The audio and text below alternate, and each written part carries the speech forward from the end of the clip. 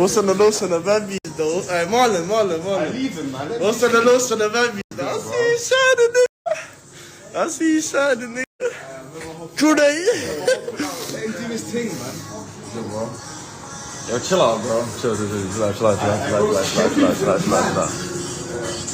What are you doing? Chill. Relax. Don't tell me chill, little brother. Don't tell me chill, bro. Hey. Marlon, what you doing, fam? Easy, bro. Chill. Relax, bro. You trying to relax? Just come on. I'm trying to mind, bro. He's doing the ting as well, like. Leave him alone. Yo, man. See, this guy's a streamer called Marlon. You might have seen him before, but he's actually one of the rare few streamers that isn't a complete dickhead. And he's out here with his girlfriend in London, and he's just found out why London's a complete shithole. You get a lot of this culture where people go around with balaclavas trying to violate famous people or people that claim to be tough by putting a camera in their face, and apparently now sexually harassing their girlfriends. Fucking weird. And you might be saying to yourself, why doesn't he just Sparta kick the masked up little donut? And the reason is because there's a bunch of other guys in masks and machetes that are there behind him. So as soon as Marlon does anything, he's probably going to get stabbed. You know, this is real life. You're not John Wick, so he probably made the right decision staying calm, but this is what he had to say about it. It's a reaction of someone up in your face, close and personal. And in your girl's face, by the way. Sorry for spitting. So he sits there and he holds the knife like this. When I'm touching his hand, he kind of pulled it out a little bit like this. I was like, in what, bro? Like, of course I'm not gonna do that because, bro, one stab and I'm done for it. I'm done for it, bro. No charity match, no training, no nothing. Done for it. You know? So it's like he stands there and holds it like this, and it's not worth it, you know? And then, like, at the same time, if I done anything and he does that and they just run off, who's gonna stop him? What, the people that works in the kebab shop? That's who's gonna stop him? Of course not. So he puts the camera down, and then he kind of keeps going towards me, and I stand up, right? I stand up. What am I supposed to do? I stand up. And then his man comes in like between and goes, "No, like, it's not worth it. He did the right thing staying calm, but I tell you what, it's a horrible thing having to do that, especially when your girlfriend's there and you're getting violated by a little prick who on his own would probably do nothing. One thing I will say though is going to a kebab shop at 1 AM with your girlfriend and no security when you're quite famous, it's not a good idea. And the funny thing is, a lot of these guys are trying that gangster like this prick. They're not even gangster. So this knobhead's got a normal job as a deputy director and he's going around masked up acting like a gangster, trying to get clout. It's pathetic, and now he's lost his job, the knobhead. I opened Twitter this morning and I seen some crazy shit in your comm, bro. What was it? They were going to war. Yeah, I know. Getting people kicked from their jobs. I know. That's what we do. That's the fuck we do. That's the fuck we do. My little demons. It's like someone said in the comments, the UK is so embarrassing, man. I know for a fact I'm not going to go to jail. Not one day in jail. I'm going to laugh my ass off when all these motherfuckers are saying I'm going for 30 years, 20 years, 5 years, 10 years. Bro, I'm telling you, I'm not even going to do 1 day, bro. They're going to give me a fine. They're going to say, don't come back to Korea. Idiot. You're the one who's going to look so dumb when I don't get any jail time or anything. Like, bro, I'm going to laugh like a fucking villain. Look, I did go there and recognize all the charges. I said I was guilty. I did say all this shit because I knew it's just gonna be a fine. Nigga, what the fuck? I'm just gonna pay it and leave, bro. Like, you can't go to jail for this shit. You can't. Like, you literally cannot. How many cases have you got there now, like, for this shit? I lost count, man. Okay, so there's a lot of cases. Are you going to jail most likely? No. It's gonna be fine. It's gonna be fine. I have a lawyer, bro. I have a paid lawyer. Okay. I have a paid lawyer.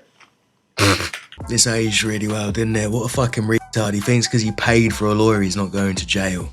Idiot. 6 months later. So great news, one of the worst streamers on the planet, Johnny Somali, is being convicted in Korea for harassing the country's people. Yes! Yes! Yes! You might remember him from clips like this. Swing on it right now. I was waiting for him to swing on Johnny. I was waiting, bro. I was waiting for him to We're ready, Reddit, Twitter, come. I wanted to stop on his He's here tonight. We're not scared. Go to Johnny's stream. We're gonna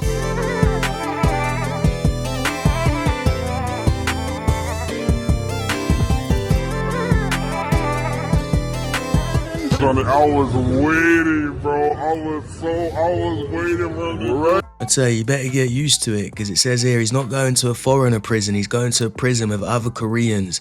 And we know Koreans don't take lightly to what Johnny Somali did.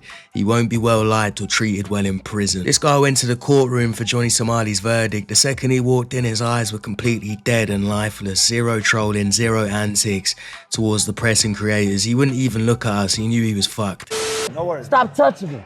What's all that gangster shit about? What are we talking about though? What happened? Nothing at all. Okay, look. You guys are trying to fight. So We're not trying to fight. Ain't nobody trying to fight you. I don't want to drop his ass. As long as these boys don't fucking get Like, what? fucking actual boxer. You don't know who the fuck you're talking to, cuz. He is the boxer. I'm a fan. I'm a fan. Okay, let's stop popping it though, cuz. No, but you was acting like crazy gangster. I was not. Hey, don't touch him though, cuz. Hey, stop touching me. What the fuck you talking to, big ass boy? What you trying to do though? Hey, stop though. Hey, don't let it fool you though. Don't let it fool you. Stop. Don't let the hype fool you though, bruh. Don't let the hype fool you though, bruh. Let him go. Let him look. Okay, man. He's an idiot. Let him go. Let him go, guys. He ain't worth it. It ain't worth it. On me. Photographers trying to work here. You guys are. No. We good. Who you? Man, these little niggas, man. I gotta watch these little niggas.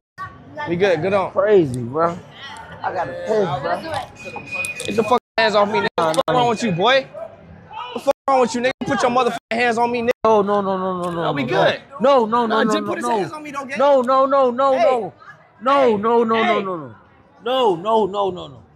No. That was hella hostile, cuz. No. Jit get beat the fuck up, nigga. Duh. On me. We ain't doing that though. I'm doing that. No, bro. It's like 7 properties you're gonna get kicked banned from. But what you don't understand is though, you with me, bro. So I'm good. Listen though. Just listen. You too loud, cuz. Listen. You blowing the spot. Listen to me. I'm with you, bro. We good then. So whatever you do, I'm on, bro. Okay, then we good. But look what Adrian Broner has become, man. He was once a decent boxer and now he's just a complete state of a man hanging around with this fucking dickhead who's been knocked out twice already and he's still talking shit. You might be thinking, why is he still talking shit if he's been knocked out twice? And the reason is because his ego's hurt, so he's picking on people that he probably thinks he can beat, even though the first big guy would have flattened him. This is why people talk about the fatigue as well. People acting like this in public, it's embarrassing.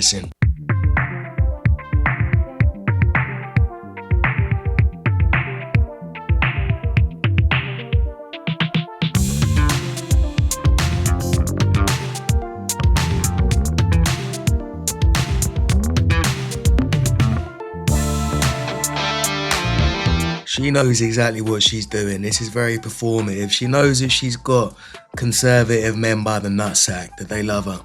And if she's changing a car, they're gonna love her even more. That's how she's selling herself in her movies. But honestly, I don't hate it. I'd rather she was like this than the other side of things, right? You know, she's better than these types of ones. So I'm not gonna complain too much, but it's all performative bullshit. Ooh, bro. Shut the fuck up. Yeah, it tastes like Skittles. Tastes like Skittles.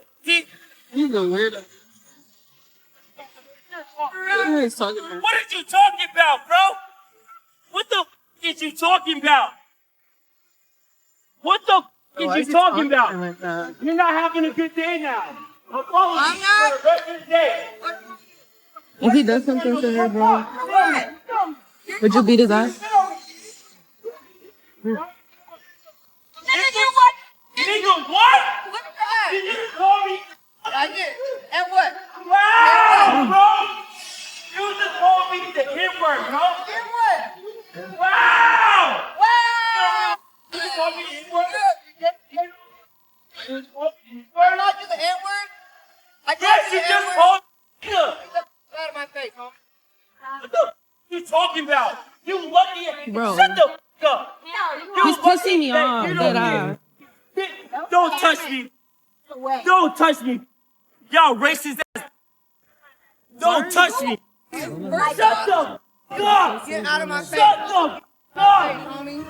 Shut the f up. What you gonna do? You need to shut the f up. And you need to get a fucking life. Hey, you need to stop calling me.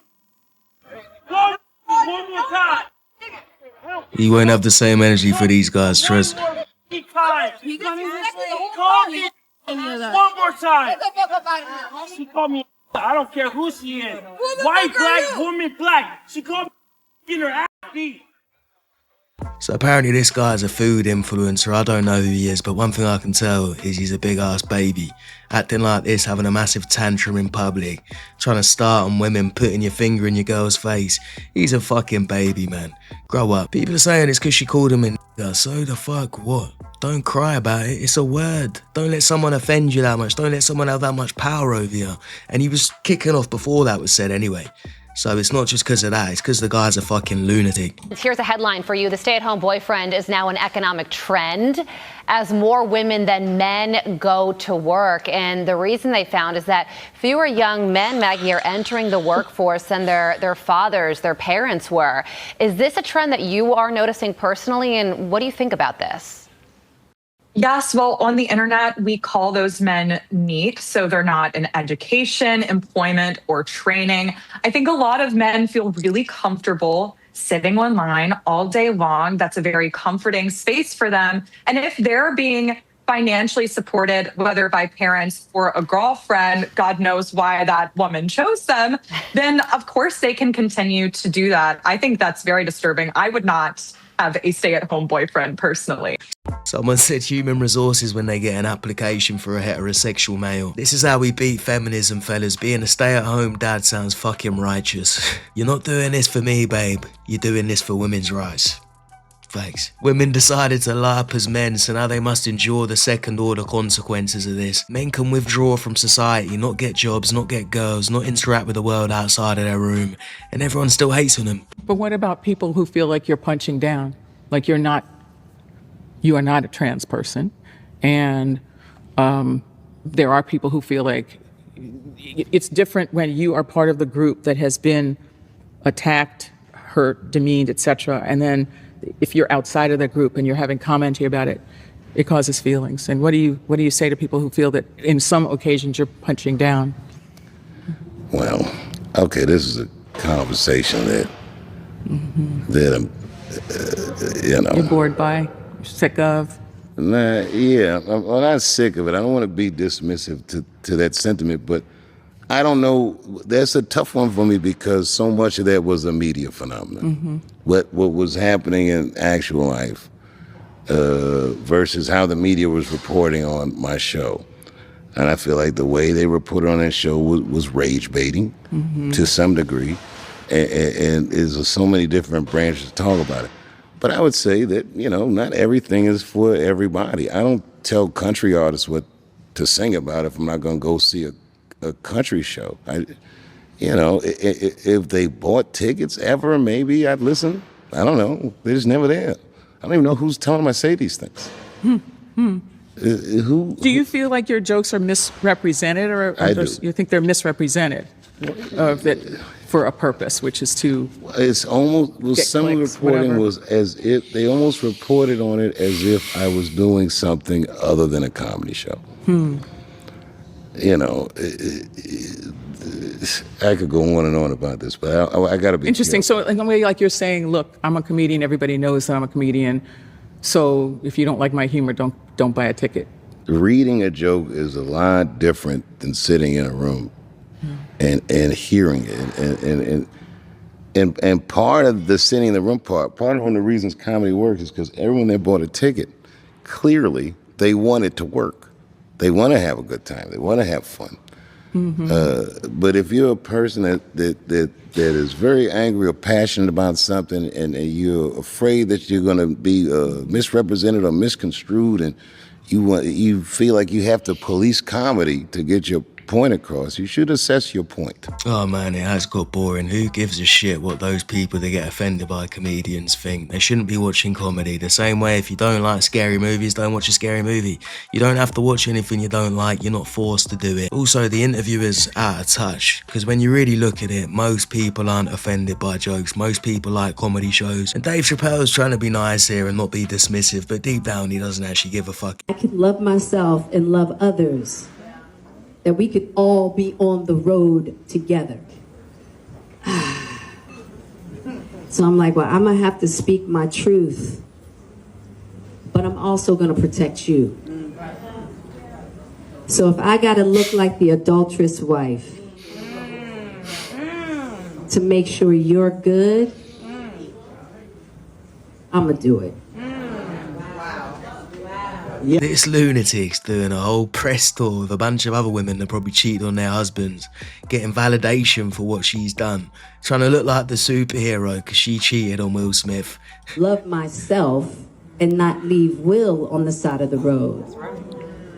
And I hadn't learned how to love Will and not leave myself on the side of the road. In that moment, because I felt so bad that he was in this situation, I decided I'm gonna love you, Will, and I'm gonna leave myself at the side of the road. And on top of it, I want Will out. I don't want him part of this. Okay, I'm the bad guy. I'm the worst. Great. Let's be done with it. Right. I wanted it done. You got your answer. I'm the adulterous wife. Let's be done. And let's move on. You know, as to get him through it, the family through it, let it go. Right? And, but I had to learn. That was a big learning moment for me. I wouldn't have been able to see that aspect of myself that needed to learn. Unless I fucked my son's friend. I'm fucking stressed out. I'm fucking stressed. We should not be working like this. I work my ass off and I can't even fucking pay bills, bro. And they always say, don't compare yourself to others. But I see people going to Coachella and fucking like buying all types of shit, this pointless fuck you money. And I'm over here and can't even fucking pay my fucking rent, bro. I mean, she's not completely wrong, but the way she's expressing it is embarrassing. Having a meltdown on TikTok, crying like this on TikTok, and mentioning Coachella because you got FOMO after scrolling on TikTok and seeing a bunch of rich kids there. It's not going to help your case, is it? She wasn't screaming like a baby. I'd sympathise more with her because obviously the world is in a complete state at the moment. It's not right how a lot of people are working their asses off, can't even afford to buy a house, can't afford a holiday, can't afford a car. Alex, would you be able to shave my head? I'm gonna lose it. And if anyone shaves it, I'd love it to be you. Thank you so much. That's awesome. Thank you. Oh, that's the coolest photo ever. Agradeço a Deus, né? É difícil. Well, can I give you a hug? Thank you so much. I'm gonna win one of these one day. Right, so we got some real good news for today. It says here, just know that young man is now cancer-free. Obviously, too, a lot of it, if we're being completely honest, a lot of it is the trauma that I was experiencing of not knowing how to handle divorce.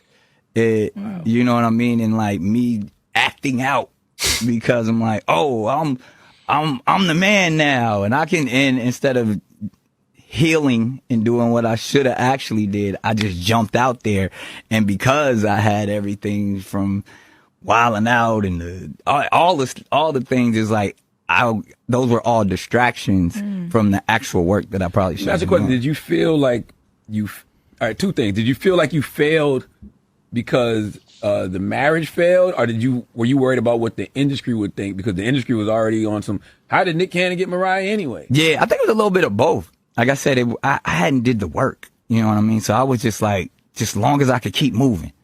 You know what I mean? Like and I didn't get a chance to slow down until I got in therapy, but I was just like, look, I just got to keep making money. I got to stay hot. I got to stay funny, and everything else will figure itself out. And I just didn't do the work. So then I looked up, 12 kids later, and I'm like, wow, I could have did things very differently, but I stand firm on all of my decisions because I love all my kids, I love my family infrastructure, but I know it all started from a place of pain and not really healing properly.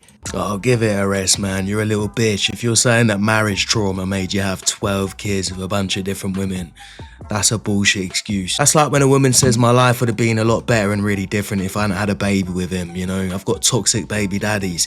You fucking chose them. This guy chose to have a bunch of different kids with a bunch of different women, and I don't care how much money you got.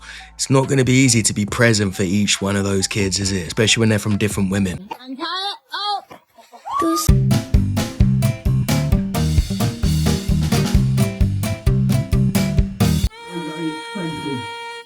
Oh, lad, not again! Not again!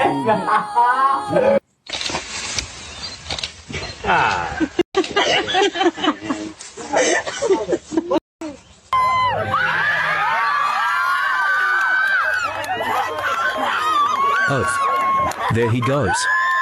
3, go!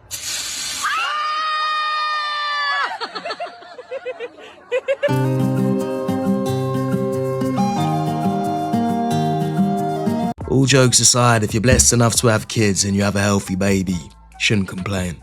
Don't complain about it. There's a lot of people out there that don't have healthy kids, can't have kids. Now, having said all that, please give me sons. Kenny with the New York Post.